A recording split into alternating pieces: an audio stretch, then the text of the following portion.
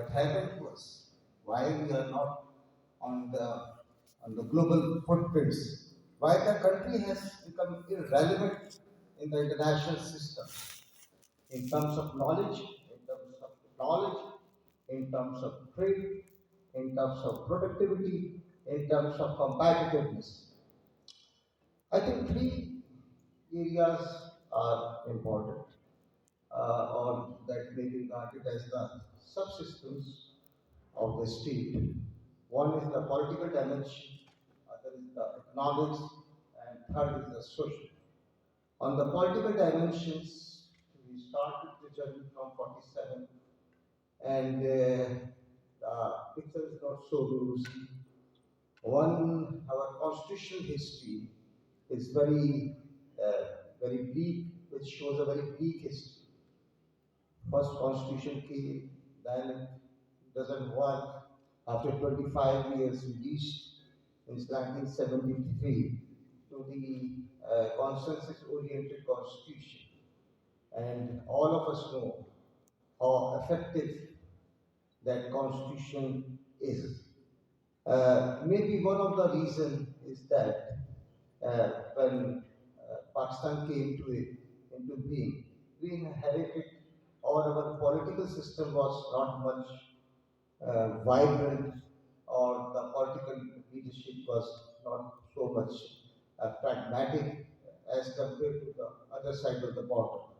That's why the other state institutions, whether it's a military institutions, bureaucracy, or judiciary, they encroached their powers to change the political landscape of Pakistan. So the governance model remained in Pakistan. All kinds of experiments have been done in Pakistan. Sometimes democracy, sometimes dictatorship, sometimes, most of the time, hybrid models. And all these malpractices in low quality political decisions affected our social economic development. Second aspect is the economics.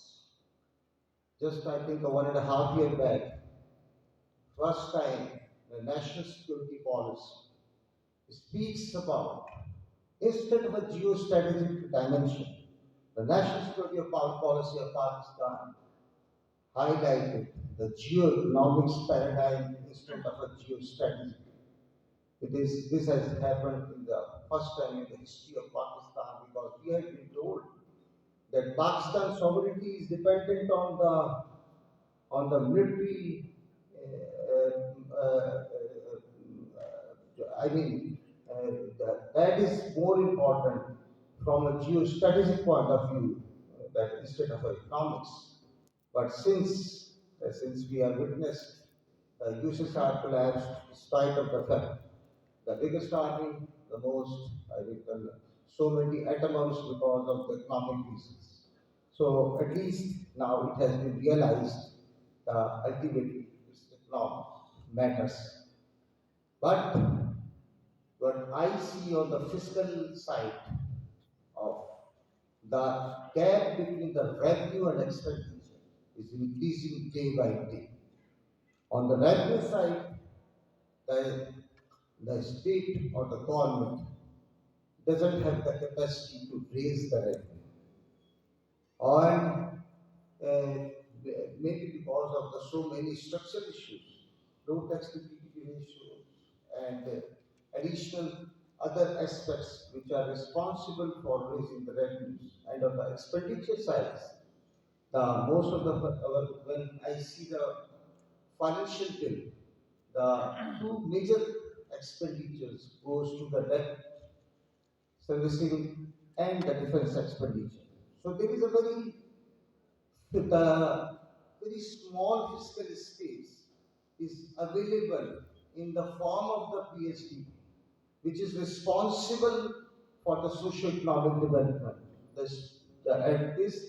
The fiscal year 2022 and 23 shows that it's only 600 billion rupees are available.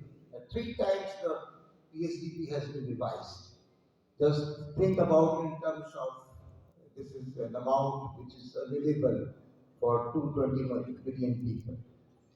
So this is a serious challenge, and obviously when we want to bridge up that gap, we have to go to the foreign lenders for uh, for borrowing national and international currency.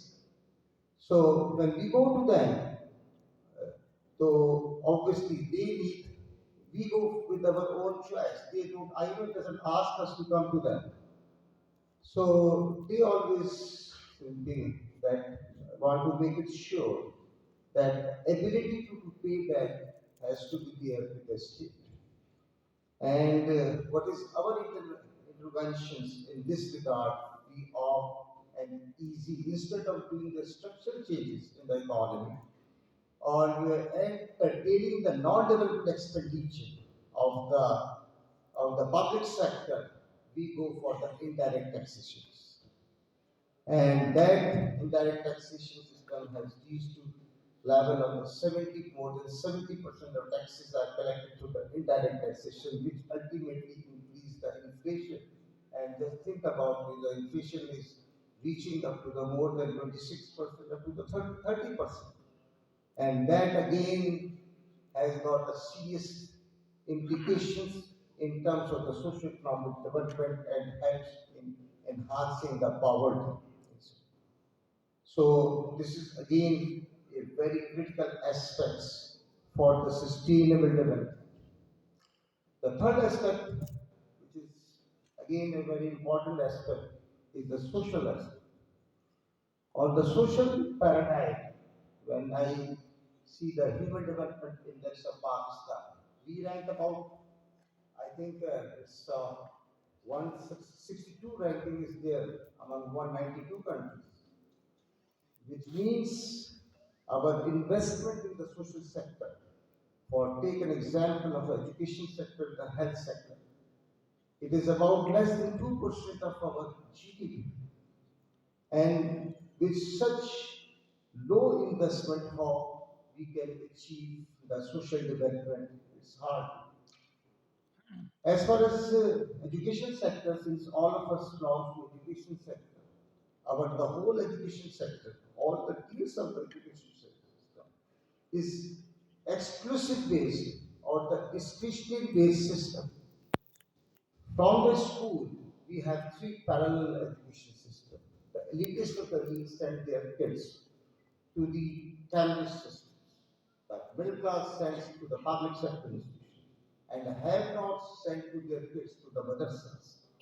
So things in terms of when we talk about that it is an age, it's an era of knowledge-based economy, and the knowledge-based economy or the digital economy, and only the human capital can generate that economy. If such a, if there would be such a level of disparity, how can we utilize our human capital, particularly the young people, which is the 65% of the segment of the society,